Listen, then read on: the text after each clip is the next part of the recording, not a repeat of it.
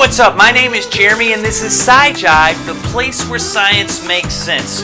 I wanted to take this time to discuss scientific method. As a classroom teacher of 13 years, I can tell you that this is one of the major topics that I hammered on all year long. I wanted each and every one of my students to walk out of my classroom with a firm understanding of this entire process, step by step. In my personal opinion, there are 10 crucial steps that are an absolute necessity to properly go through the scientific method. The first step in scientific method is observations. Depending on what you're observing, you may be using any or all of the 5 senses. It's important to gather as much information as you possibly can while making these observations. What are you seeing, hearing, smelling, touching, tasting? All of these things are crucial in making good observations. This is where and how your question will develop. Why is this happening? How is this happening? Does this always occur? What will happen if blank? These are examples of the beginning phase of creating your question. Now it's time to do a little research. So many people skip this step entirely, and in doing so, they create more work for themselves in the end, as well as generating a very bland and non-interesting question. Research can come in many forms, and to be completely honest, the more research from various facets you do, the better. This includes gathering information from credible websites, textbooks, journals. This could also include conducting interviews with experts in a particular field that you're observing.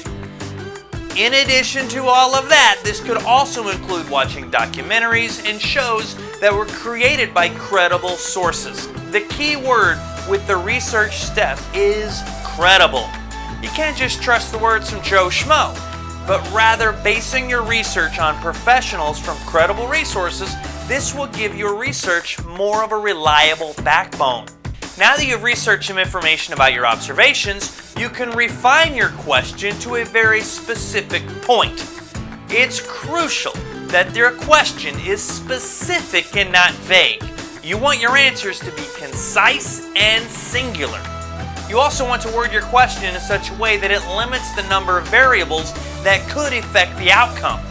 Choose a question that has a very measurable and quantifiable result.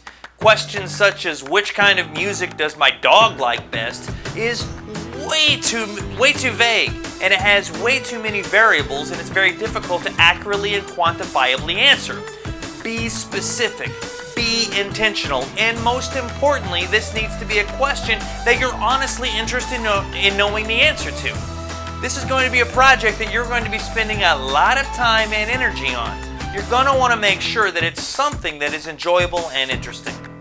Once you have your precise question that you're asking, it's time to come up with your hypothesis. Now, this is simply an educated guess based on what you know.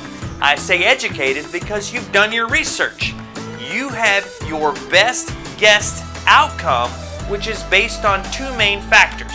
1, your research, and 2, your honest thoughts and opinions.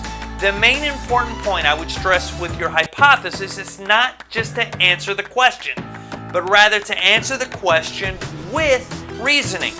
Explain why you think this is happening.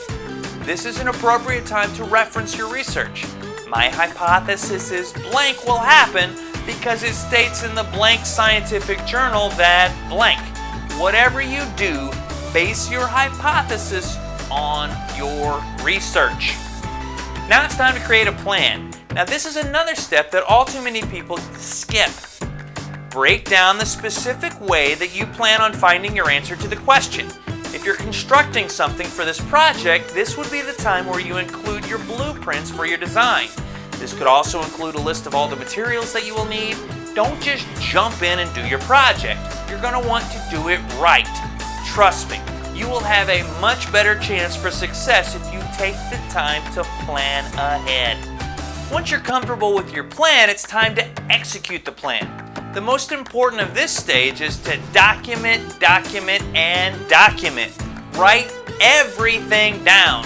Take videos, take photos, whatever you can to capture the information as it's happening will help you. This will give you an opportunity to go back and look at what happened throughout the experiment. The second most important thing with this stage is not just to be satisfied with only doing it once. The more times you execute your plan, the more accurate your results will be. It's impossible to do this too many times. Don't forget to document everything in an orderly fashion. Use charts, graphs, data tables, etc.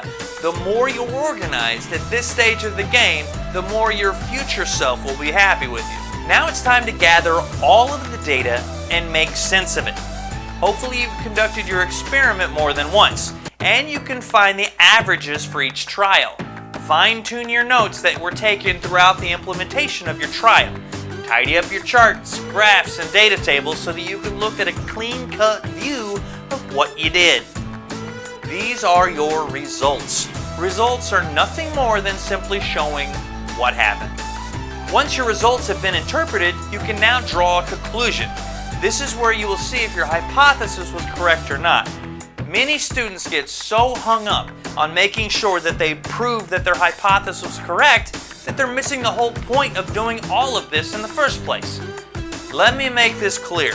Your project is not a failure because your hypothesis might have been incorrect. Suggest wording your conclusion with something like, based on my results, I found that my hypothesis was correct or incorrect. As you can see from the results, yada yada yada. The final stage of the scientific method is another very important step that many students skip altogether, which is asking a new question. Did your conclusion cause you to come up with more questions? Did you notice something in the results that made you think, maybe I could conduct this same experiment but rather a different way?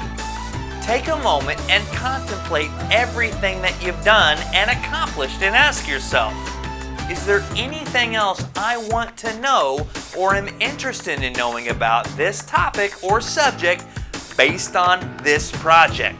If you follow each and every one of those steps, you are destined for a successful science fair project. The one thing that I forgot to mention throughout all of this is to have fun with it. This is supposed to be fun and enjoyable. If you have any other steps to add or suggestions or tweaks to make to my 10 steps, please feel free to add them in the comments section down below. I also wanted to thank you so much for taking the time to watch this video, and I truly hope that it's been helpful. Also, thank you so much for liking, commenting, and subscribing to SciJive, the place where science makes sense. I'll see you next time.